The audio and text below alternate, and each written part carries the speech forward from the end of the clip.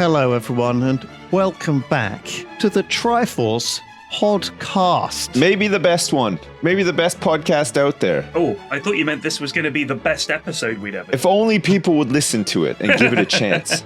You know? If only. Why won't they listen? It's a hot new thing. Go on. I was going to say, to our 4 listeners, thank you so much for persisting. And honestly, we'll try and make the show as good as possible. Yes. For the 3 people. One of them just left. I just heard. We got exciting new ideas to change things up, freshen things. Yeah.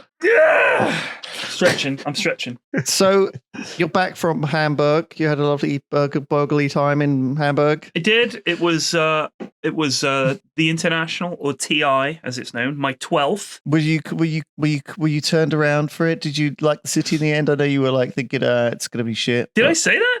No, a little bit. You're like not particularly interested. It's international. Yeah. So I thought that it was going to be like I think I said it was going to be like the Coventry of Germany, in that it would be ugly as hell. No, as usual in Europe, they've actually made an effort. And right. Hamburg is beautiful. And I really loved it. They laid on a good show. Back. They did. They laid on a nice city for us. That's good. It was genuinely Hamburg's really pretty. We were right by the lake. I think it's called Der Alster. I could be wrong. Let me look it up. And it's just, I went for a bike run around the lake with a couple of friends, and I was like, wow. You know what, this is really, really pretty. You smelled some flowers. I did. You know what I did? It's called the Alphenalster. Alphenalster? I don't know. Either way, it's a fucking lake. Sure. And it's nice. Nice. And you go around it, you go all these lovely brücke, which is a bridge, all the way around it, different brücke. And there's like parks and stuff. 6 p.m. every day, the Germans come out and row their little boats around and everything. And it is a proper lake, in that it's not like the sea doesn't flow into it. You know what I mean? It does in a way, but it's not directly connected. Because there is a river that does go to the sea. Hamburg is a port. I didn't realize that. It's a deep cut. The Elbe goes all the way through. It's a big river, and then it comes to Hamburg and just sort of stops dead. It's pretty impressive. Nice. Yeah, it has this huge docklands area, doesn't it? Yeah, it does. Very big. The Airbus Flugplatz Hamburg-Finkenwerder airport, which is right on the dock. I beg your pardon. And the Flughafen Hamburg, which is the other airport that's just to the north. You just sort of, you're okay. I'm sprechen Sie Deutsch, mate. That's how it sounds. They got 2 airports? That's greedy. Yeah, the Airbus Flugplatz Hamburg-Finkenwerder to the west, and the Flughafen Hamburg-Fuhlsbüttel, which is to the north, just south of Wagenhorn. God, they must have like 20 train stations or something. Oh, they love it. You know what I didn't get a chance to do? I didn't get a chance to go to Miniature Funderland, which is what I really wanted to go, but I just didn't get a chance. It's weird that what I ended up doing. You should have made a chance. You should have created a chance. Okay, I'll just, next time I go there, I'll tell them, look, I can't work today. There is a miniature wonderland calling to me. Yeah, just say, I can't work today, I got the shits. And then go should have gone. Miniature Wonderland. We spotted you leaving the hotel and going to Miniature Wonderland. Care to explain? Yeah, they've got explanation needed. Yeah, they got a toilet there. They don't have yeah, it's a really comfortable toilet for my explosive, unstoppable diarrhea that day. Yeah. I heard it was really good. That was like the place to go with the little model. I know. My mates went, and they said, first of all, it was packed, and it's open till like midnight or something. It's open all day. Imagine you had like really bad diarrhea, and you ran to Miniature Wonderland, and you opened the bathroom door, and all the toilets were miniature as well, like thimble-sized toilets. No, I really gotta go. I don't have a miniature poop. It's full normal sized. Fucking miniature. Where's normal sized Wonderland? Hurry. Actually, the miniature sized urinal is fine. Jesus. It's perfect. It's the perfect year. My tiny penis finally found a hole. It's like the 3 bears. This urinal is too big. Met quite a few tiny penis havers at the International proper. Very nice. Some German tiny penis havers who sidled up to me and said, "I have a tiny penis."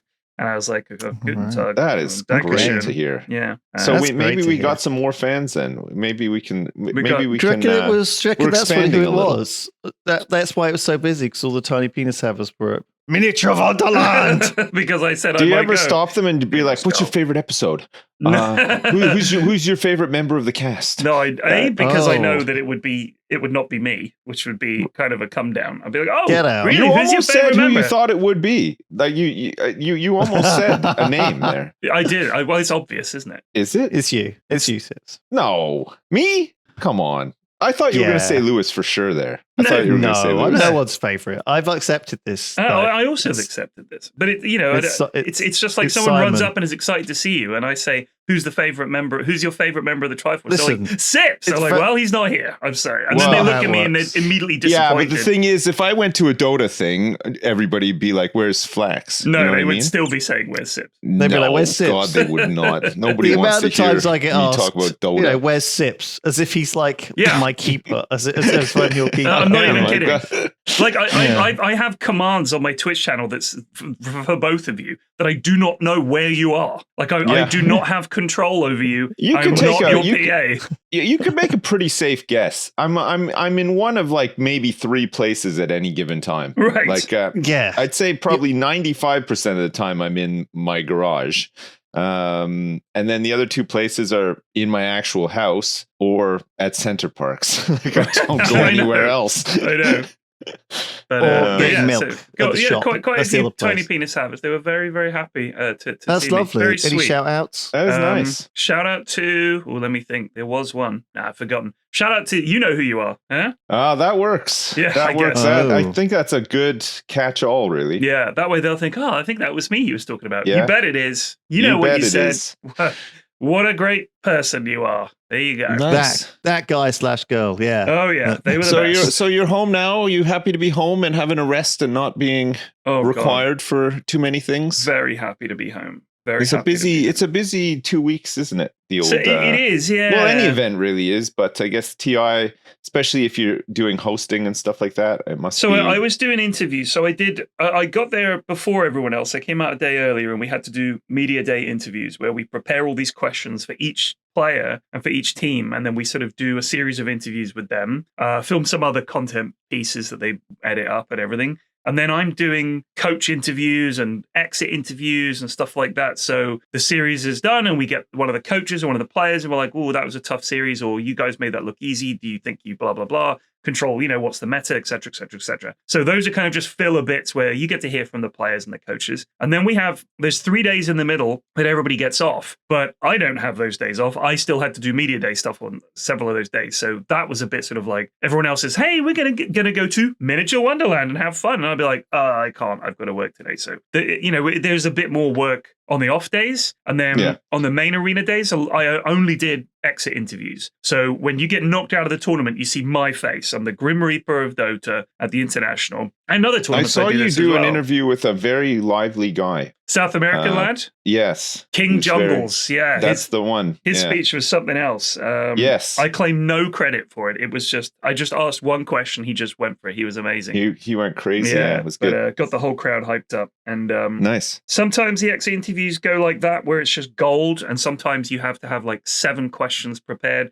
And it's tough because you don't want to ask the same question every time, because that's kind of hack. And you don't want to ask anything too different because they don't really want to do the interview. Most of them, they're the older guys that know what's up. They're quite, they're very professional. They'll be like, hey, it's my job. I'm the captain. Or as part of being a professional is you just got to do these interviews. It's good for the team brand and your personal brand, et cetera, et cetera. Some of them don't get it and are like pissed off and just say yes, no, don't know. Yeah. And it's like, fucking come on, just give me something. So those guys, you need to have like 7 or 8 questions, because when they just say, don't know, you can't say, oh, tell me more. You just have to accept that they don't want to answer that question and go to the next question and hope that that's a good one. And if you don't have those questions ready, well, let's do a practice of a bad interview. Okay. All right. So I'll do Sips. You can be the good interview, and Lulu, you can be the bad interview. Right. All right. Sure. So Sips, you've just been knocked out of TI. You know what the gig is. You know the job here, that I do the exit interviews, and you've spoken to me before, and I'm just going to ask the standard questions, and you're like, hey, I'm going to be professional about this, and I'll give decent answers. Not too long, not too short. You're the streamer. Just imagine. Because some of these guys are actually, understand how it works. They have a bit of awareness about for 16 hours what media looks like and everything else, and they might have watched other sports. So I'll come up, might put my hand on your shoulder. I want you to think about it. Okay, I'm in. Ready? Okay, I put my hand on your shoulder. There's the crowd. They give a cheer. The camera cuts to us. Sips, really, really devastated to see you guys go out at this stage of the tournament. You guys are such fan favorites. You just talk to me about what went wrong in that series. Oh, we practiced. We went through all the drills and we practiced like we always do. And, just today we turned up and it just wasn't enough. Everybody gave 110%, but, we just needed to give 111%. We just weren't there. It just wasn't happening for us. But I just want to thank God and my family, and I want to also thank my high school teacher, all of them, and all of my primary school teachers, and I think all the other guys on the team probably want to thank all those people as well. We turned up, we tried our best, just wasn't our day. It just wasn't our day. Just wasn't your day, but certainly when it comes to the opposition, these guys are some team. Do you think they can go all the way? Yeah, absolutely. We just had a bad day. It's just we did all the training and we thanked all the right people and we've done all the stuff that we need to do, but just wasn't our day. And hopefully it is the day, the Dolmio day for Team X, whoever they are. They definitely have what it takes to take the whole thing home. Fantastic. Thank you. That's very sporting of you. Final words. Could you just maybe do you have anything you want to say to the fans that have supported you all year and have been cheering for you guys here in the stadium? Yeah, I know you can't see it, but I'm arranging my hands into a heart shape for all you guys, and I'm also doing kissy face, and I'm holding two fingers up, not offensively, more like peacefully to everybody. And just stay tuned. Watch this space. Next year we'll be back and we'll be better than ever, and it will be our day.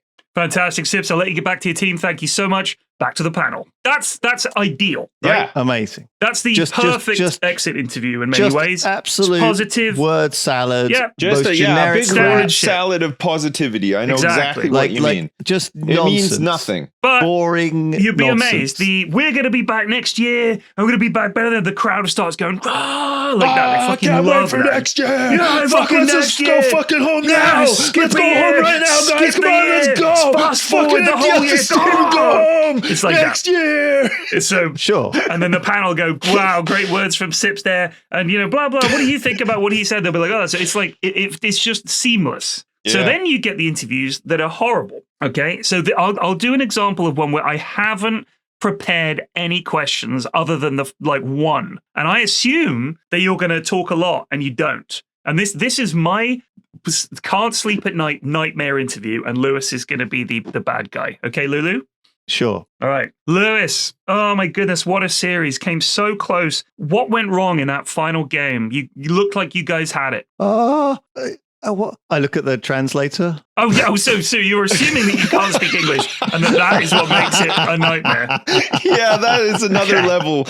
That is another nightmare level on top of the nightmare. All right, that's gonna make it too difficult. All right, so pretend that you do speak English. The translator speaks all of it to me, and I go, oh, and then she sort of looks at you and sort of shrugs, Oh, I see. Okay, so you just shrug. It's a shrug. That's the first one. Huh. All right, and then I haven't prepared any other questions, and now the interviewee is looking at me, the translator is looking at me, the whole crowd is there waiting for me to come up with the next question in response to, right? Yeah. It's very hard if you haven't got them prepared. Very, very hard. Like that's the worst. I wave at the crowd as well. No, you don't wave at the crowd. You don't wave at the crowd ever. Like you don't give anything to the crowd. Like maybe I'll ask you, is there anything you want to say to the fans? And you'll say, thanks. Or I'll say, your opponents here, pretty good team, aren't they? They looked hard to play against. What makes them so hard to play against? They're good. Oh. They cheated. They're just good. All right, thanks. And then the producer might be saying, just fucking end this. In my ear, we'll just say, just throw back to panel. But then it's like, well, wow. Thanks for your great words there from so-and-so and throw back to panel. Or they'll challenge the question and they'll be like, what do you mean? You're like, come on, mate. Like, you know exactly what I mean. Just some of them are out there like it's a contest of wills. I noticed some of it is because they are edgelords sometimes or whatever. I honestly think some of them are just awkward. Like, it's socially, Dota players and nerds in general, we're all nerds in that building. And sometimes they're like, you ask a question, and I mean, I know if I asked my eldest a question that had an obvious answer, I wouldn't get a good response. I would get, well, that's pretty obvious, isn't it? It's like, yes, but maybe just don't say that, because now you've fucking killed the entire vibe. Just go along with it and just say what you're meant to say. I think if you've never watched any other sport or listened to any other exit interviews, you see it. People tend to see it as an actual interview when it's not. It's really just giving you guys a chance to show your face on your way out the door and to say some positive shit and to let people know, hey, this isn't the end of the world. That's the job of the exit interview. And sometimes it feels like it's not like that. It's a tricky job. It is a tricky job, but I don't mind doing it. I would hate to do that. That's why I would never sign up to do something like that. I would be terrible at it as well. I'm not good at any of that kind of stuff. It's the least fun job in Dota, genuinely. I think when people do it well, though, and they come across really professional, it's impressive. Like, I think some people are able to do it very well. But that's not me. I know this of myself. I know I would not be good in a situation like that. I think I would get bored too. I would not really like to do that job. I do remember. I think that whenever I tell these things, I feel like I've either told this story before or whatever millions of times. But unusual. I remember when I was a kid, I was interviewed on the phone for a local radio show or maybe, I don't know, some BBC Essex or something like that. I don't know, because I'd won this Young Science Writer Award back in the day, right? And I was so awkward and nervous about it that I vividly remember them asking me a question on the phone and me like pausing, like almost like pausing in panic, like freezing, and then like having this big awkward delay before I answered. And I remember doing this whole interview on the phone really awkwardly and it going like terribly. And waiting for them to sort of use my interview on the radio. Of course they never did. They ever used any of it, right? Because it must have been exactly that experience where they were like, look at, this is awkward. It's terrible. I guess that like these days they could easily have cut the pauses and tidied it up and got something out of it, right? But I think back then, 1995, it wasn't as snappy and sort of quick, was it, to play these things out? Yeah, and I was just glad it wasn't live, really, because the cringe. But I don't know, like I could see nervous people struggling with that kind of thing being dropped on them all of a sudden. Oh, of course. And the same thing, but the pressure, I guess, of playing in a big tournament. It's, again, doing it live is very different to doing it in your pants. It must be exhausted when they're done as well, eh? Like, fuck it, we'll do it live. They must be so tired after coming out of a... They are, yeah. That's a very different part of the pro scene of playing Dota at these tournaments. It is a completely different experience to playing it at home. And you have to overcome the other thing is we tend to forget how much these games mean to the players. And I know that sounds silly because they've dedicated their lives to it. But there's an idea that this is like TI has diminished because the prize pool is not what it once was. What was the prize pool this year? It was like 2-3 million, 2.5 million, something like that. Oh, wow. Gosh, yeah, it has come down a lot because it was like 30 million one year, wasn't it? TI-10, it was 40 million. I know. And then they stopped doing the battle pass and it went down. We have spoken about it. It doesn't matter. But yeah, you're right. Stop doing the battle pass. Yeah. There's this idea that it's not worth it anymore. So they think that the idea is the money's not what it was. Players probably don't care as much. They really fucking do. It's still a $2 million tournament. Yeah. And people really more than care about it. Your name gets inscribed onto the Aegis. And if you've been playing this game for your entire life, which these players all have, your name being alongside the legends that you grew up watching is a massive deal. Mm-hmm. The fact that you are forever known as a TI winner, which is a select group of people who've played this game, is a big thing. You're a legend. You get a TI ring, you get everything. Like, you are a part of Dota history. And all of these guys that are really passionate about the game absolutely love it. Who is that guy, the Team Secret guy? Is it Puppy? Is it Puppy? Yeah. Who's never won it, but like... He won it. Oh, did he win it? He won TI-1, yes. Oh. And then he came second at TI-3 and second at, was it TI-11?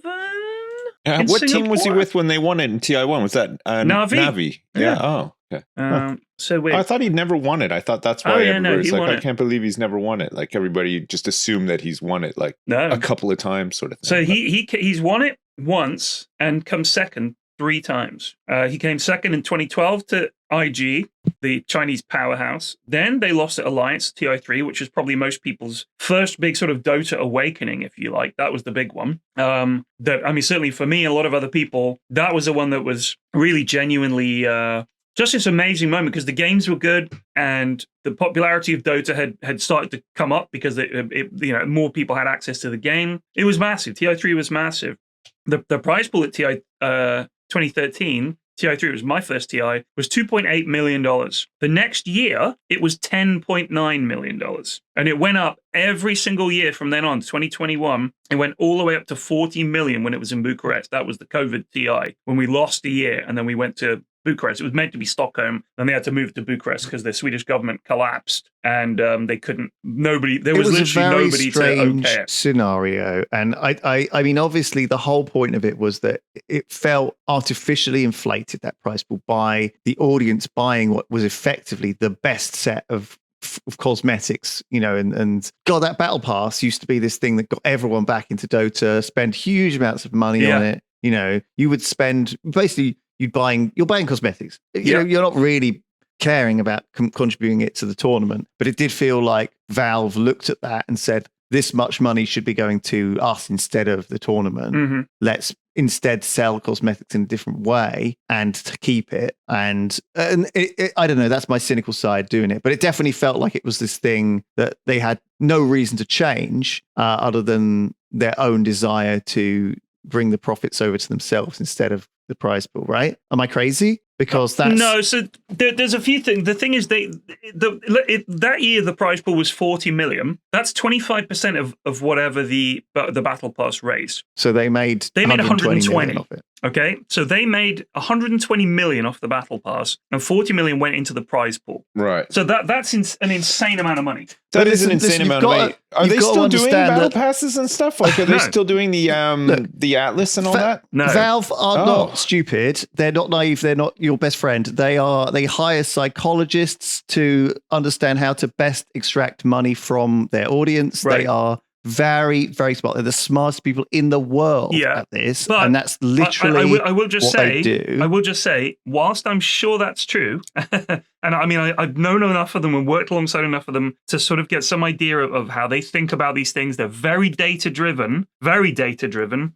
I honestly think that this was a manpower problem more than anything else, because it's not like Dota. I can't see how else it's making $120 million from one thing like the Battle Pass. I just don't understand where that extra money is meant to be coming from. If they're supposedly saying, well, it doesn't matter, we'll make more money from X. Because I don't know what that X is that I'm meant to be spending the money on. It was such a strange decision to cancel something that was making so much money and was such a big community event. It was just a manpower thing. Because the thing is, you could make more if those people did something else. I think that's more likely to be the answer is, well, wouldn't you be better off just putting these 10 people that we had to have working on this thing on some other project that's going to make more money? That's probably the decision. When we visited Valve a couple of years ago, we were shocked at how few people actually work there. It's like for the stuff that they do, it is a small company. It's like it is very small. It's 400 people. You're right. But I mean, Steam alone, you would think that there'd be thousands of people, and not just Steam. They have big games too, like big live service games. Like it seems crazy that there's only 400 people working. Yeah, exactly. You're right. It is. Sips is right, and I think somehow Valve is both incredibly genius and incredibly naive, and I think that maybe that was their reason for doing it. PFLAC's like, oh, this is just too much work, and but too much work to what? Put together 10 cosmetics, and organize a little bit of. They had all the player cards, and they had like the book and everything. I think it was quite a bit of work. They'd done it. They'd established. They knew what the work was. I don't understand. So last year was the Crownfall update, which was a year-long event that had loads loads more to it than the Battle Pass has ever had. Genuinely. I see. And I'm pretty sure. And you think that makes more money over the course of the year? I don't think it makes more money. Does? I don't think it makes more money because I don't see how it could. Like the amount of money that people were putting into the Battle Pass was enormous. But I wonder if, from our perspective, it was a lot of whales putting in huge amounts of money, whereas something like Crownfall, which cost, I can't remember what it cost. Let's say it cost 25 quid. And that was a bunch of quests and items and cool stuff for your whole year. Maybe way more people bought that that would traditionally hardly put any money into the Battle Pass. Like I don't know. We have to assume I don't know Valve which it knows is. what they're doing. Yeah, of course, that's the thing. But this year there was no Crownfall. This is the right call. So, but heads would have rolled. Probably. Well, maybe. But the thing is, Crownfall had nothing to do with TI. To stop the Battle Pass, right? We would have been kicked out of Valve. Do you know what I mean? Like, well, that's sort of how some of these things work. Unless they're high enough rank to survive the purges type thing. Right, but the Crownfall had nothing to do with TI. And they were able to release it whenever they wanted. And I believe that one of the things they said at the time was, we don't want to be tied to TI as in, oh, that's our big thing this year. We want to be able to take a year and just fucking work on this thing. We don't want to have to think, shit, we need to do a Battle Pass. So if that was the explanation that they gave, if that's true, then apparently Dota making money is not that big a deal because they've given up making as much money from the Battle Pass. So it's a very weird situation. And for a lot of Dota fans, they don't understand because Valve is not a communicative company. Like they never have been. They're very secretive and things come out and that's it. And by not communicating, they really avoid the public getting into trouble. Like if you never say anything to anyone, they can't question what you say. Like they literally just zip it and they don't say anything and they release stuff and that's it. And when they do speak, they're very, very careful. It's very carefully worded and it's still kind of mysterious and you just have to try and figure it out. They're a very enigmatic company. And as a fan of their games and specifically of Dota and people whose career kind of hangs off that game, it can be frustrating at times and it can be mystifying. And I don't know why the Battle Pass was stopped other than what they told us, which is they didn't want to have to spend their whole year working on this thing for TI. They wanted to do other stuff as well. So we got Crownfall. We had Crownfall last year. It was great. But there isn't an equivalent this year. And I don't know if there's going to be one next year. We didn't get a new hero this year. What are they working on? So you just don't know. And they'll also say things like, we're going to do a patch every 2 weeks. And that's the way we're going to do it going forward. And then you get that for a month. And then they move on to something else. So the nature of working at Valve, which is, hey, it's all very cool, guys, we can do what we like, means that there is a genuine lack of direction and a lack of people saying, we promised we'd do that, we've got to do it. That's part of our philosophy. They just sort of opt out of that and say, we've just decided we can't be asked. So it's like having a really smart roommate who never does the dishes. That's kind of what Valve is like. And they're just like, I don't believe in doing the dishes. 100% agree. I 100% agree. And sometimes there's a really good decision behind that, right? And sometimes there isn't. Yeah, but that's the thing. You'd never know. You would never know. Yeah, that's the perfect analogy for Valve, honestly. You think, why aren't they doing these things? Or why are they doing this like customer service stuff so badly? Or why are they like this? And it's just part of the structure, the odd arcane structure that they've constructed around their company. It's tough as a fan. And it wouldn't work if they didn't make so much fucking money. Yeah, from Steam. Like that's the other thing is, how often does someone just say, well, look, wouldn't you be better off just working on Steam, or fixing this Steam problem? And the answer is almost certainly yes, absolutely. So it's a tough one. It is a tough one. But hey, what are you going to do? Yeah. Well, I mean, we are blessed to have Steam. It's a great resource. I mean, look at things like the fucking mobile phone store. Trying to buy a game on your phone or play a game on your phone. Because the stores are so bad, has kind of, I think, damaged the industry on those platforms. How often do I play games on my phone compared to what I might do if the stores were actually more conducive, right? So few games end up even releasing on mobile. Obviously, when they do, they have to be bilateral size, to make a dent and for people to go, you can play this game on your phone. It's like, look at the platform. It's insane, really, how underutilized it is to a generation of people. I mean, kids, sure, they're playing Fortnite on their phone. Maybe, I don't know, who knows, or Minecraft on their phone. Maybe. God, look, who PUBG. knows? But they're playing PUBG on their phone. PUBG Mobile, biggest esport in the world. They're playing Roblox on their phone. PUBG Mobile, biggest esport in the world. Exactly. And I think that is a symptom of a poor platform, a poorly run platform, a platform run by a desire for more profit. And it's not that Steam isn't designed for more profit, but it certainly does seem to, or it used to, and hopefully it won't change too much in the wrong way. It's more, Steam is definitely more responsive to if a game is like blowing up or going a bit viral or you know, they will almost highlight it more. You know, I think some of Steam's algorithmic showing off what's happening, you know, you'll see it like on people will post on like r/game dev and how they released their game, it did nothing, they're really upset, and then suddenly it got like, you know, 100 purchases out of nowhere sort of thing, and then Steam suddenly decided that had pushed it over a limit, and then Steam promoted it a little bit on the platform, and then that got them another 1,000 sales type thing, you know. And it's this kind of there's all these hidden visibility metrics that go on Steam, and you have to kind of get that snowball effect going to sort of take advantage of it, and in a sense that can help indie games as much as it helps AAA games. It's not like you're paying Steam to be on the front page. I guess that's the point I'm trying to make. You know, if Steam decides to do a full page advert for your game, you're just lucky, or you're a big game, or someone at Steam is excited about your game, or someone at Steam thinks your game's good. They do that thing where it's like Indie Fest or RTS. So they sort of have this grouping, this category where they're like, this is an indie game, or this is a game that'll help push remote play, or this is a game that is an RTS game and we want to promote this. So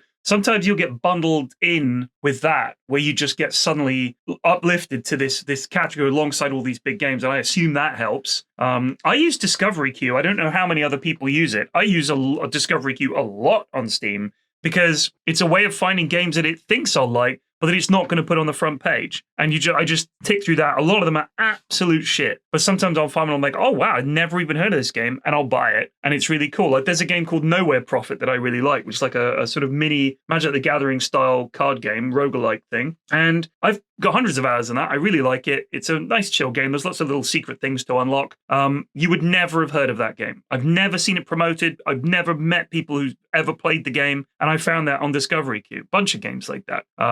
So Steam, a lot of the time, knows that I think like you said, they know what they're doing. They promote stuff that they know are going to do really well. They're very data-driven. I think that's the thing people don't understand about Valve is they are very, very data-driven. For example, one of the things I heard a while back was that player numbers during the TI Grand Final in Dota don't really diminish. An awful lot of people just play the game and don't care about the pro scene. From their perspective, that's true. But I will also say this, there are a lot of people that I meet that only watch and don't play. And that's not a metric that Valve have access to. So sometimes being very data-driven from one data source is incredibly bad because the TI finals across all the streams got millions and millions and millions of viewers, and the game doesn't get millions and millions and millions of viewers. It gets about 700,000-800,000 concurrent is pretty standard at the moment, which is great. The game's in a good place. I'm very happy with that. That's big. Yeah, it's like one of the top. It's got to be the like top 3, top 4, something like that. So from their perspective, that data is great. They're like, wow, we've got this many players, and when they look at how many people are playing when the grand finals are on, in their mind, this doesn't really seem to matter. But what they're not seeing is the people who just watch, because from their perspective, there's no value to that. Like they don't get anything from people who just watch and don't play because they're never going to spend a penny on it. So it's almost like data they're not interested in. But from the perspective of people working on it and broadcasters, that's very interesting data. So it's kind of weird how the focus is dependent on what angle you're coming at this from. Their perspective is who's likely to spend money in Dota. It's not going to be someone who never plays it. So do we really care? So it's kind of interesting when we think of TI as being the biggest thing all year for Dota. And it is if you're a fan and you watch it. But for a lot of people that play it, they really don't watch it. They don't care. They'd rather be playing. Before we continue, going online without ExpressVPN is like forgetting to mute yourself on a Zoom meeting. Do you really want your co-workers to hear you clattering around in the kitchen making a cup of tea? Or something equally embarrassing? Because all your traffic flows through the servers of your ISP or mobile network. They know every single website you visit. So instead, why not try ExpressVPN, which reroutes 100% of your traffic through secure, encrypted servers. It's easy to use, it works on all devices, and it's rated #1 by top tech reviewers. I use ExpressVPN at home. I use it when I'm away. I think it's great. It works great. So why not check it out? Secure your online data today by visiting expressvpn.com/Triforce. That's expressvpn.com/Triforce to find out how you can get up to 4 extra months for free. expressvpn.com/Triforce. On with this show. Well, we don't normally try and talk about games too much, but I want to shout out a game I played this week that I enjoyed. It had a really bad release because people accused it of using AI. And I think they had used AI in the development process where they'd done some translations with it, and it was like placeholder translations had slipped in or whatever. And I think they got like real bad PR for it, and it kind of got panned. I'm glad, by the way, that people don't like games that have wank AI in them. Keep it up, folks. Keep it up. Tell me about it. But I think in this case, I think it hurt the game quite a lot when actually it's quite a game that I quite enjoyed. Right. I think that AI has its uses, but it shouldn't be in final products, ideally. It's just, if you look, who knows? Anyway, we've talked about that a million times. It's called The Alters, and I wanted to shout out because it's such a weird idea for a game.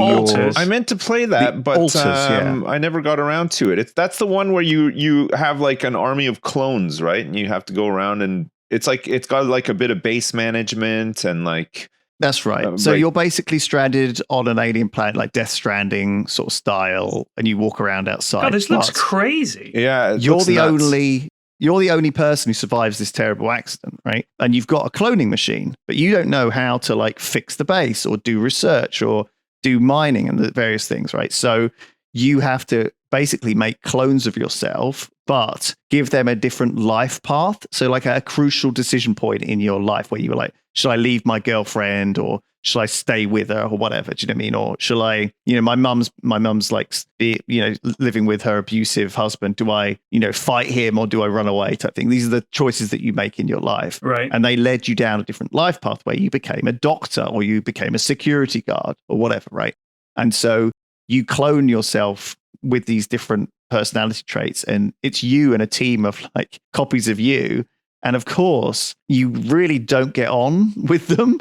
They are all like, because they're all kind of judging each other for like choices they made. Like, how could you have, left her? How could you have done this? And stuff like this. And so, and also they're all dealing with the fact that they're clones sort of with a limited lifespan, on a fucking horrible alien planet kind of thing. And I don't know, it's just a really kind of good, nice experience. I really enjoyed it. It gave me like Death Stranding vibes because of how kind of weird and wacky it was, and sort of surviving that you're doing. And I really enjoyed it. I played it for like 20 hours. And it was just a great experience. So that's my shout out for. Wait, you finished it after 20 hours? Yeah. Yeah. And that's kind of all I want out of these games a lot of the time. Right. I think I've obviously played the Planet Crafter for like 100 hours in the last few weeks. I played Dune Awakening, and I was like, this is the most generic ass game ever. And I played Borderlands 4. Yeah, I played it last. I played ass game Borderlands 4 last night for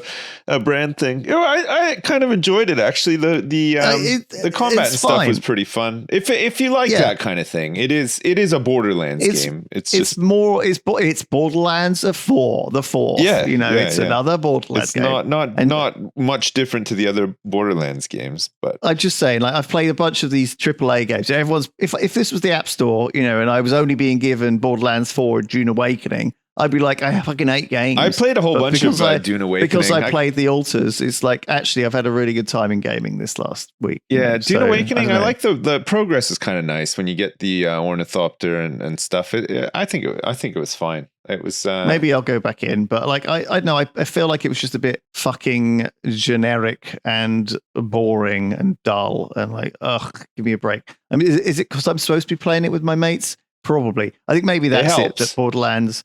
There's this thing, I don't know if you've heard of it. It's called Friendslop.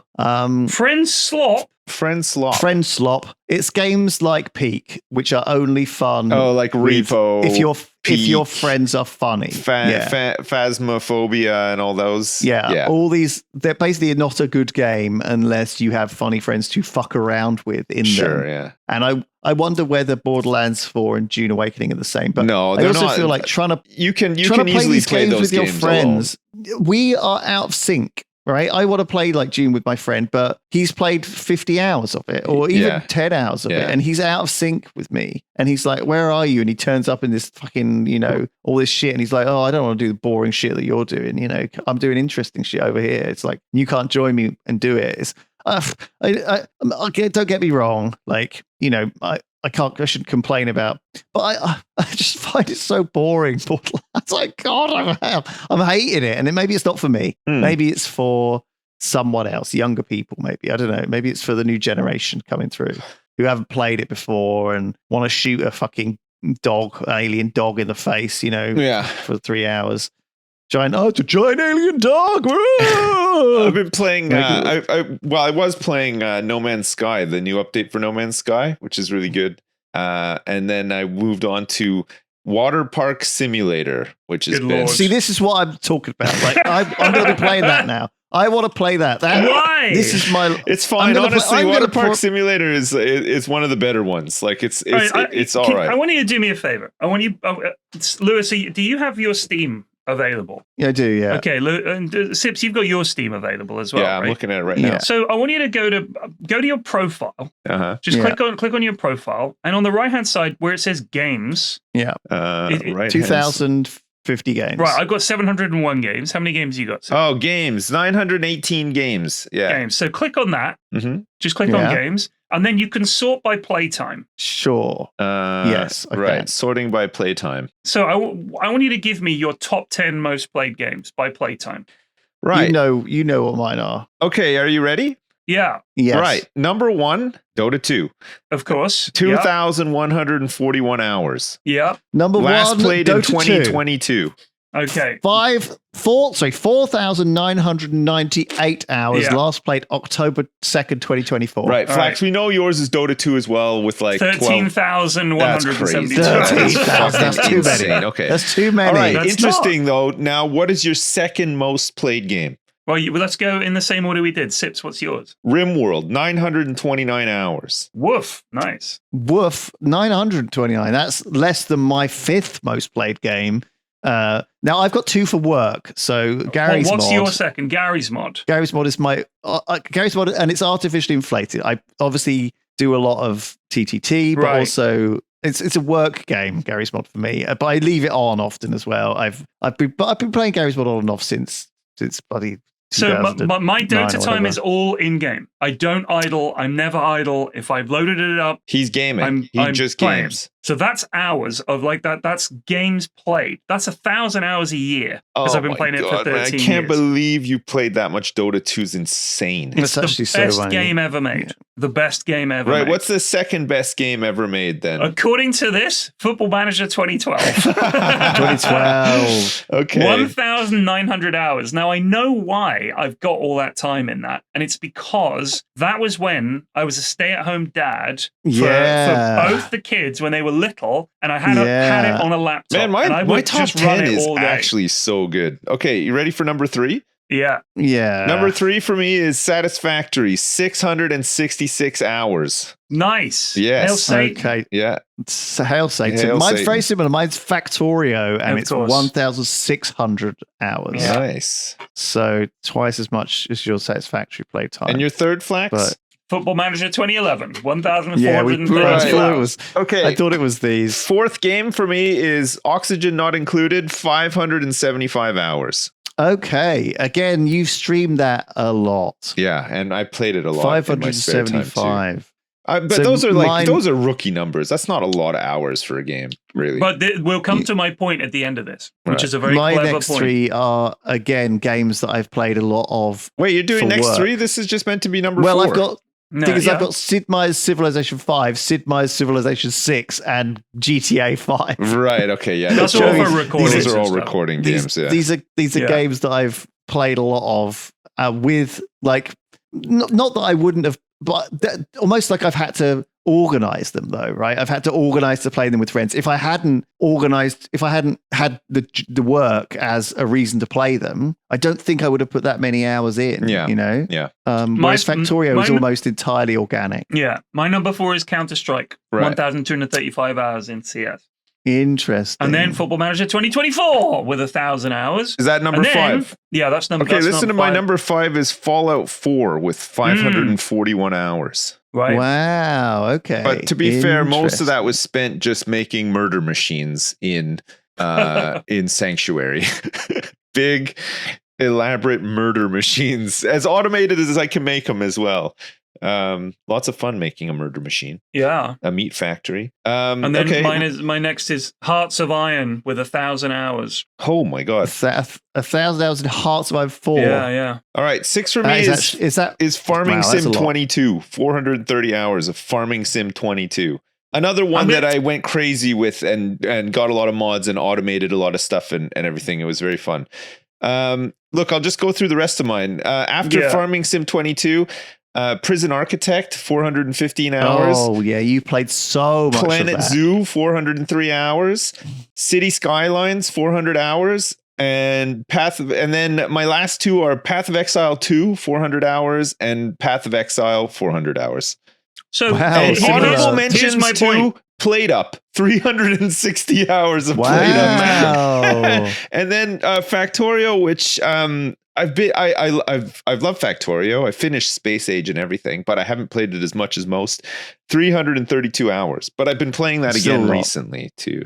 So here's my point: Factorio. Is it when you're saying, "Oh, I've got to play that new Power Wash Manager game or whatever"? Yeah. If you look at the games that you play, a lot of your games are 200 or 300 hours in some game, and it's like I feel like the way that your games library works and the kind of games that you play, it's like. You'll grab the game, you'll stream it for a week or 2, and then you never touch it again because there's some other similar kind of game that's come along that's either a building game or a sort of chore-based game, as I call them, like something like cleaning and stuff like that. Whereas my games list, and I'd say it is pretty much just 4 or 5 titles played over and over and over again. Dota, obviously, Football Manager, Counter-Strike, Hearts of Iron. I'm going to ignore Civ 5 because, again, we did a lot of that for recording. And XCOM 2 is a game I played a shitload. But there are also games that I've played a lot of off-stream. Stellaris, I don't stream very much. I got 500 plus hours in that. A game called Ultimate General Civil War, which I've played a lot, 450 hours in that. I feel like a lot of your menu is much bigger of games that you play. I'm much more pissed off with most games that I play, and I just play them for like 10 hours. I'm like, this fucking sucks. Like 10 minutes, in all honesty. I've got so many of my games I've barely played an hour and abandoned. Loads. Games that people will say like, oh my God, I can't believe you like that. I got loads of games at the bottom of my list here that have no time played. I've got half of my list is less than 10 minutes. Yeah. It's so bad. Whoa. I guess there's a difference, though, right, between games that you have clearly come back to, and games that you've had a good time but are not meant to be played. Why do I have Bus Simulator 21 Next Stop, no time played? When did this happen? Let's rectify that. How the hell did I never play that? But Stardew Valley, I've got 45 minutes. Oh, 45 minutes. That's one of the biggest games, right? It's a huge game. Yeah, it's great, dude. 45 minutes. Victoria 3, I managed an hour. Oh, Victoria 3 is up there for me. Yeah, Peak, I managed 1 hour. They Are Billions, 1 hour. Stalker 2, 1 hour. And I'm just like, I gave it an hour. I thought it was wank. I'm never coming back. Victoria 3, I've played many games. I've played more Victoria 3 than any other Paradox game on my list. 312 hours of Victoria 3 I played. Right, yeah. I would say half of that is spent asleep at my computer, though. It does make me fall asleep while I'm playing it. But that's not necessarily a bad thing. Bit of extra sleep. Crusader Kings 2, I've got only 261 hours in. Planet Coaster, 268 hours seems low as well. XCOM 2, 284 hours seems low also. I feel like I've played so much of these games, but I guess hundreds of hours is kind of a lot too, right? This is fascinating to look at. Like looking at my Skyrim, I've got hundreds and hundreds of hours in Skyrim, and yet I haven't played it since 2014. Yeah. It's like very sort of strange. I got 200 hours in Hitman World of Assassination, which is, again, I feel like I've played it so much, but only like... What is the most played game on there that you think you have played, you like a lot, and it's an unusual game? Like, so for me, there's a game which I've played for 300 hours called Terraformers. Right. Now, again, it's a small game. You might not have even heard of it. It's like a kind of an indie board game. It's a lot like Terraforming Mars, except actually fun.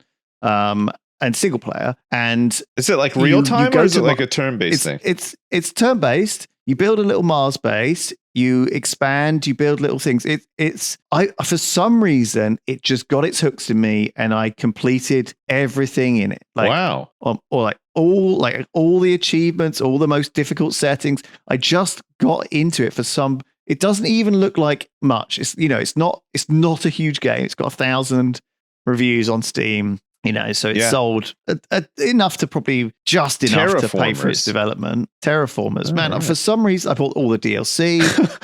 Wow, you just really went nuts on that one. I just for some reason I got into it in a major way and loved it. There's nothing on my list that is there like a game like that? That's overly. I do okay. Somehow, and I'm not sure. Have you ever heard of Black Desert Online? Yeah, I have. I've played 300 hours of that game.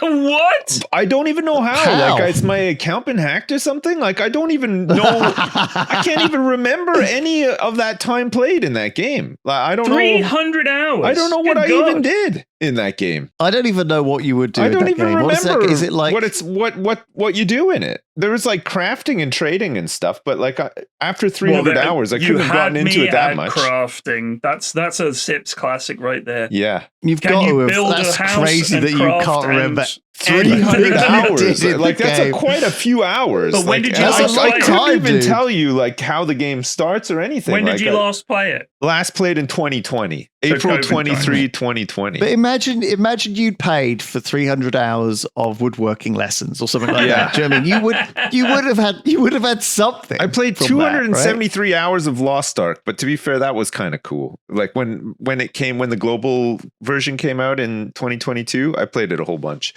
It's Lost Ark. It's like a big another one of these Japanese, possibly now dead MMOs. Yeah, it was like a big Japanese or Korean MMO. Last updated yesterday. It's still going. It's 100. Sorry, it's a big whale game. 1,000 reviews. Yeah, it's a holy crap. You know what? It's a big money what sink I could game. have done. Think about all the things I could have done if I hadn't spent 1,000 hours playing borderless gaming. Oh yeah, gosh. One of my most played games is borderless gaming. I wonder what game that was for. Oh, They Are Billions as well. 234 hours of They Are Billions. What a great game. Have you ever played that? Right, but isn't it weird? Isn't it weird? I'm not trying to flex or anything. I'd never do that. But when you consider just how many hours you think, oh man, I played that game so much. I'm now looking at Dota 2, this 13,000 hours. That is genuinely a staggering number of hours to have in a game. Yeah, when you see it actually like on paper, it's nuts. I don't know how many hours I've played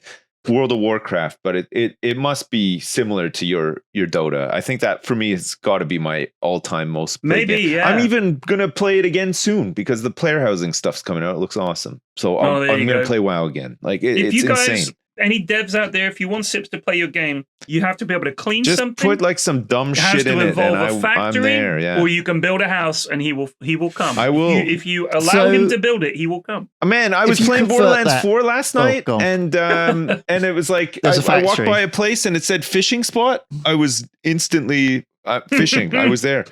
I was like, I dropped everything. I was gonna go kill someone. Just started. You can tell fishing. you're a fucking WoW player, mate. Yeah, I walked past that fishing spot as well, and I forgot about it instantly. There was a boss. There was a little mini boss on that island, right, with the fishing spot. Oh, maybe I don't know. I was too busy. The one I'm thinking of? Too busy getting. You were too busy excited. fishing. See, I was looking for the fishing spot, and I got killed by that boss, and then I didn't go back there. Right. But I guess you saw the fishing spot and you got distracted. You didn't find the boss because of that. It's fascinating. Okay, what game do you regret playing as much as you did? I don't great think any. question. I genuinely don't think any because which one do I want my time back in? All of these games that I've played for hours and hours and hours, I don't think I would put that time in and regret it. Like there are games I regretted buying and just never played again, but I had fun playing all of these. I'm very all in. Like, I'll play a game, and if it grabs me, I will absolutely play the shit out of it. But if it doesn't, I will never persist and be like, it's okay. I'm just like, this isn't doing it. I'm done. Okay, I played 23 hours of Outriders and in 2021 for some reason. Okay. And, what the hell is Outriders? Again, I don't know. I don't know what this game is. I apparently played. It was like 23 and a half hours cash in. It was like what's that fucking one that flopped massively? It's like Concord or whatever. I played that more than I played Helldivers 2, and I actually enjoyed Helldivers 2. So I don't know what happened. I don't know what's going on. Let me look. God, I can't. Oh, Total War Warhammer 2? What was that? No, that was fine. I actually do know. Combat Mission Battle for Normandy. That. I regret putting in the hours. Dave the Diver as well. Fuck that stupid game. I regret my time in Sid Meier's Civilization 7. Yeah, I've not got long in it. I still regret those hours. I really fuck that game. Jesus Christ. I don't know. Like, I don't know. There's a lot of games that I don't enjoy, clearly, but I've ended up playing a lot of. But there's also a lot of games that I've really, really enjoyed. And I haven't got that many hours. Like, I guess the Anno games are probably underrepresented on my list, given how much I love Anno. When was the last time an Anno game came out? Isn't there a new one coming out soon? Yeah. I mean, they're fine. Well, it's years ago, you know right? What it's Anno gonna be. 1850 or whatever? You know what it's going to be. It's going to be the tedium of trying to get some fucking throughput from Island X to Island Y, where you need to assemble all these things to keep some prick happy who's like, oh, I don't have any rum. It's just that, but in different times. And it's just, after a while, you're like, oh, God, we're going to need to build another do you know why it is? Another that. I think it's because there are some of the games that, for example, Satisfactory, I don't actually own it on Steam. I've got it on Epic back in the day. I probably have more time in Satisfactory because I did play a ton of it when it was on Epic, but now I have it on Steam as well. But I've never switched over. Speaking of games coming to Steam, Tarkov's coming to Steam. Did you hear? Yeah. But you got to buy it again. Yeah. Of course you do, because they're cunts. Yeah. So can I just say, by the way, I've got 12 hours in Sid Meier's Civilization 7. I want those hours back. You want them all back? I want them all back because that game I'll send them to you in a box. Sucks, and I don't think it'll ever be saved. Right. And I've played every single Civ game. I've played a decent amount. It has gotten less and less over the years. I'm happy to admit that. I really liked Civ 4 back in the day. Civ 5, when that was finished, I really liked that. Civ 6 was all right. You know, I didn't play it as much, but I did play a decent amount, liked it. Civ 7 was so bad that I don't think I will ever return to that game. I don't know how they managed to fuck it as bad as they did. I also want the 30 hours back from Civilization Beyond Earth. Give me those back as well. Right. Listen, I got a couple here for you I got a game on here called Winning Putt Golf Online. Total played. Hell yeah. 1 minute. Hell yeah. I didn't even think I got to see the game.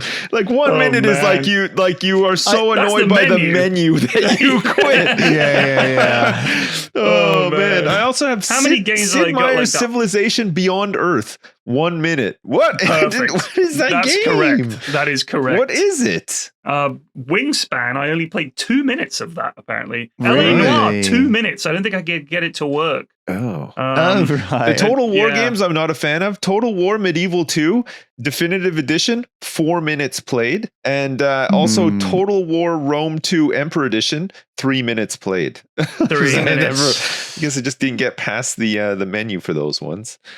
Sometimes you know what it's like where you've got too much choice though, right? And you're like, what should I play today? And you go down your list and you load something up and you're like, oh, actually, I don't want to. I somehow played Wasted Pizza in the Jingle Jam for 7 minutes, which is longer than a lot of other games on my list. 7 minutes of Wasted Pizza. That sounds like something you did with Hat Films. No, I think I played it with you actually. Oh, I really? think me and you played it, or maybe it was Hat Films. Disco Elysium. Right, yeah. Disco Elysium, 14 minutes. Hours. That's going to anger a lot of people. 14 minutes was what I gave that game. Yeah, but you thought it was too edgy. You were I feel like I'm fairly ashamed of this one. I've got a game on here called Shower with Your Dad Simulator 2015. That's a classic. Yes. Do you still shower with your dad? ? And I played that game for 13 minutes. Yeah. Hey, that's how long I played Xenonauts 2 for before deciding it was wank. I hated that. I So really bad. hated that. Yeah, really. Oh, There's a lot good of games game. in here that people will be like, I can't believe you didn't play. Let me see. What have we got here? Oh, here we Backyard go. Baseball 97, 20 minutes. Stalker, 21 minutes. I got one that's going to piss everybody off. The Binding of Isaac, 18 minutes. Yeah, I didn't. That is going to really piss people off. People I don't love even that have one. that game. They do. I don't understand why. And that Cult of the Lamb, never got interested in it. I didn't even get 90 hours. I in enjoyed Isaac. Cult of the Lamb. I played it like a little bit. Yeah, but, so I've got like 20 hours in Cult of the Lamb as well. Isaac, I never Vin- got into. Viscera Cleanup Detail, 29 minutes. Oh, I played a Okay. bunch of that. Me and Lewis played a bunch of that actually. That's an old Jingle Jam. we used to like, play, and we used to favorite, though. when we used to record like Double Dragon stuff. We used to play it a bit as well. I think. play shit like that. Yeah. Yeah, like these sort of idly, Yeah. like doing Time them in the waster background games, like big. I mean, that one is like a massive time waster game. I kind of Yeah. like it though. I like cleanup games. Oh, sorry about filling this podcast up with just. Hey, we random got to do guff. it occasionally. But, you know, Also, you know what? We're all I'll gamers. get fewer It's gonna emails happen. about this. Yeah. I'll get fewer emails about this. So, yeah, crack on. We talked about games. If you have something you want to email the podcast about, PyrionFlags@gmail.com. Keep them coming. Do you want some loose news? Before Yeah, we go? fuck it. News me up. Yeah, baby. news me up, Lou. Yes. So a woman. Bryn. I'll start with the gaming news. Japan's National Library says that it's not going to be preserving Switch 2 game key cards, right? So obviously the libraries they have to have all new publications, right? They have to. It requires every new book that's published, you have to get a copy to the library, and you'll know this, Pyrion, because there'll be a bodega in the National Library. No right? way. There will be. No, 'cause there it was won't be because it wasn't officially published, was it? I think I it think was. it's too woke. I think we had to send They one. won't anyway. put it in there. They'll burn it. Too woke. Apparently, Switch 2 game key cards are not eligible. Right. Good. They're not books. What the fuck? This is not something. I mean, by that token, why don't you announce that my bus ticket isn't gonna get in there? My fucking Exactly. train ticket isn't gonna What? get in. I know. It's not. Remember This is when I took a apparently- trip to Bristol on the train last year? No one's preserved that in a library. But also, does it mean that they have been preserving previous generations ridiculous. and other game cards? Fucking hope not. That's dumb. They've got like a whole box full of like every game card that ever released. It'd be kind of cool to have a collection. Anyway, woman whose diarrhea was such a biohazard that it cancelled an entire flight. No. These stories come There was up a every now and then. Netflix where it's- documentary about a cruise where there was like a lot of overflowing diarrhea as well. So I That's think a it's actually great- called Poop Cruise or something. I think that is a great. If it's the one I'm thinking of, that's a really good one. Where they It was a bring fun them little bags. documentary. Yeah, the they're like pooping bags quarantine a and- boat and they can't get off, and everybody is just shitting everywhere. Like everybody's sick Yeah. and shitting all But over they're the place. stuck. The engines go. Yeah, that's and right, They're yeah, drifting that's in the right. middle of the Gulf of Mexico. And they're Of just America, drifting. actually. Sorry, Thanks. the Gulf of America. Thank my you. bad. They're drifting in the Gulf of America, and So- the tugboats from either side are like, "Oh, it's pretty far," so they won't tow them one way or the other. I love it. You should have done the commentary on that documentary. So basically, what this story is: American woman, was on a plane, okay, and she had norovirus, which obviously makes you very vomity Yeah. and shitty. She's in a batch, so she wasn't feeling great when she took off at Newark, but decided to risk it and board the plane despite feeling a deep disturbance.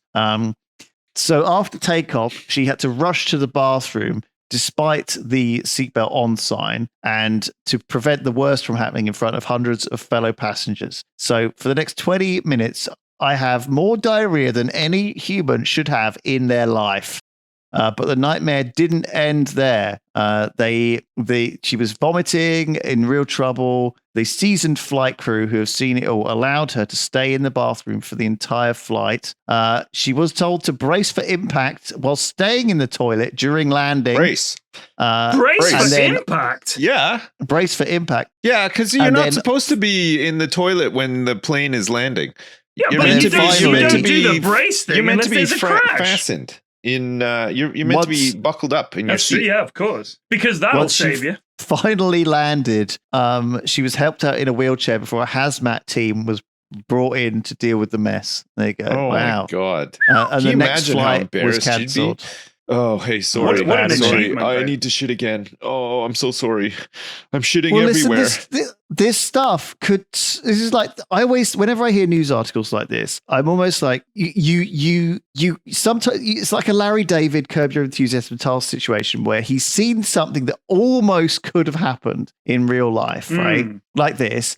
And made it into an episode of a television show where he's like, "Oh my God, what? Imagine how embarrassing it would be if I'd done this in this situation." Or, it's almost like a realistic scenario that this poor woman has come up with. And I can see it happen to lots of other people, like a bad toilet episode coming on when you just getting on a flight. You know what it's like, because you're at home and you're thinking, "Oh, I'm going to be fine." And it's like a 2-hour trip to the airport, and then you're waiting at the airport for 2 hours. And by that time, you're much worse than you were before. You don't want to cancel the flight, and this whole process, it wouldn't even be that difficult if you had, I've got my kid with me and I haven't got anyone to look after them. So I have to go through this. And it's this, rigmarole, disaster. Anyway. Crazy. Life on Mars, a sample collected by NASA's Perseverance rover from an ancient dry riverbed in Jezero Crater could preserve evidence of ancient microbial life. So it's a groundbreaking biosignature that's really exciting. Kind of boring when you see what it is. It's like a dot, and they're like, "Ooh, a dot!" But the scientists know it's a thing. Apparently, but they don't even know. They're just like, it could be. It's kind of weird. This is the best evidence we've got of microbial life on Mars. Potential, which is fun. It's not that they've got a bacteria that they're actually breeding, right? But, it's just a dot. It's a dot. Sophisticated malware called the Gay Femboy. Gay Femboy is attacking multiple industries around the globe. Right. Gay Femboy quietly infiltrates systems in order to take them over from the inside. Just like real life. Mount DDoS attacks. So it's quite a sophisticated. I say, go Gay Femboys and piece of make malware. The world, make computers fabulous again. You go. Be gay, do crimes. Yes. So that is a thing that's happening. Watch out for Gay Femboy. Toothpaste. That is usually containing fluoride is to be made with hair. Keratin. Not buying that. Thank you. Next. Keratin, which is usually a protein found in hair, skin, and wool, and is used in reparative shampoos, can actually also help with teeth. Gross. So in future, the holes in my teeth will be filled with hair. Keratin, yeah. In future, maybe your toothpastes will be containing keratin. There you go. It's good for your teeth, apparently. So that's the thing. Scientists have found out that they can get quantum particles and reverse the age of them. So scientists can reverse the flow of time for certain particles, right? They can, obviously we already know that particles can be in two places at once. One action on a particle can affect another one very far away from it. That's not what happens. I'm pretty sure you're wrong on that one. A particle can be in two places at once. That's not. Are you talking about quantum entanglement? Yes. That's not quite how it works. Yes, it is. No, it's not. Science is crazy, and it can now go backwards in time. I'm not reading any more of that one. No, don't. I think you're talking out of your arse. And B, I'm reading a news article. I'm reading a news article from what website? From thebrighterside.news. Right, wank. Probably absolute it's not exactly BBC, is it?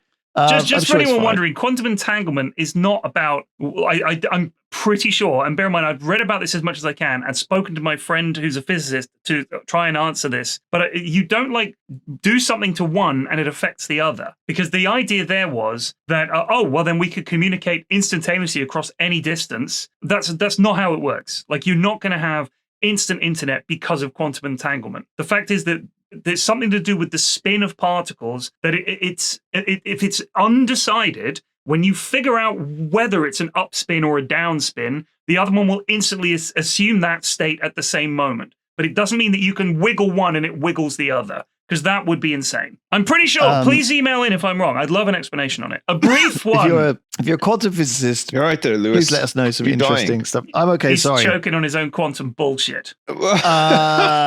Finally, a man called Daniel Jackson, Danny J. noted that there was a strip of forest between Serbia and Croatia that he has decided to claim as a country. Yeah. And he's named it the country of Verdice. He says he's now the president. However, he is not allowed to go there because it's owned by the actual countries. Yeah.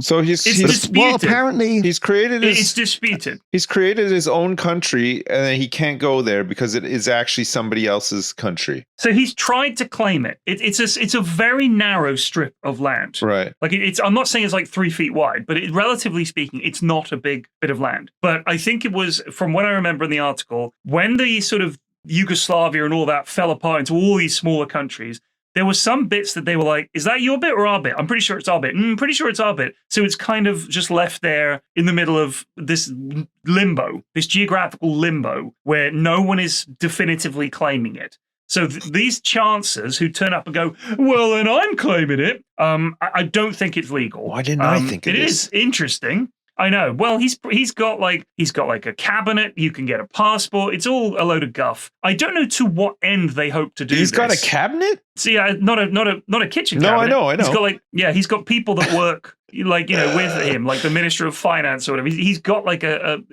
whole government. That's being crazy. Set up. It is quite funny. Well, of course, what's happened is every scumbag, chancer, crypto bro cunt in the world has jumped on board, and there's a crypto called Verdis coin or whatever, which isn't even affiliated with his country. Some bros have made it, and they've made a donation to him to try and promote it. Do you know what I mean? Like it's and there's always these people who are like, I can get a new passport, I can be a lord, I can have a domain name. Do you know what I mean? I could sell that domain name .ve or whatever. Do you know what I mean? And so, imagine Dave, the TV channel wanted a da.ve. They'd have to get it through this. Do you know what I mean? Like there's a whole scam system. I don't think they have that, by the way, that .ve. It's probably Cape Verde or something. Right. But do you know what I mean? Like there's a whole crowd of cunts that come around with this sort of thing. Wouldn't they? They would have to be recognized as a legitimate It's like a country. fun thing, but until it's not, right? Like because you're fucking around with borders like Sealand or whatever. That we talk about Sealand all the time. The oil rig off the coast, right? Which it's a fun little thing, but until it's not fun anymore, and a police boat comes down and fucking arrests everyone. It just becomes like Nonce Island. You know what I mean? Like that's what they're always setting up for. So fuck them. I don't give a shit. Just stop. Stop it. Stop it all. It's awful. Because there's no good people who get it. I think they're going to try. They're going to try to enter Eurovision. It's just ridiculous. I just want to know what's the scam. Where do they get the money? What's going on? Fuck them. It always ends up with some scam, right? These things. They always end up with something. Nothing they found good some happens loophole anymore. to make money. What was a good thing that happened recently? A big good thing. Exactly. Name one. Nothing. There's nothing. I can't think of a single good thing. Yeah. There's loads. Not all of it. This life on Mars shit, it ain't going to be shit. It ain't going to be shit. And they're going to scan the universe and they're never going to find life. And we're just alone and there's nothing and it's terrible. Nothing good will ever happen again. Listen to me closely, listeners. Nothing good will ever happen ever again. The end. All right. We're going to go. Thank you, everyone. We love you. You're amazing. And we'll see you all next time. Goodbye. Bye. Goodbye.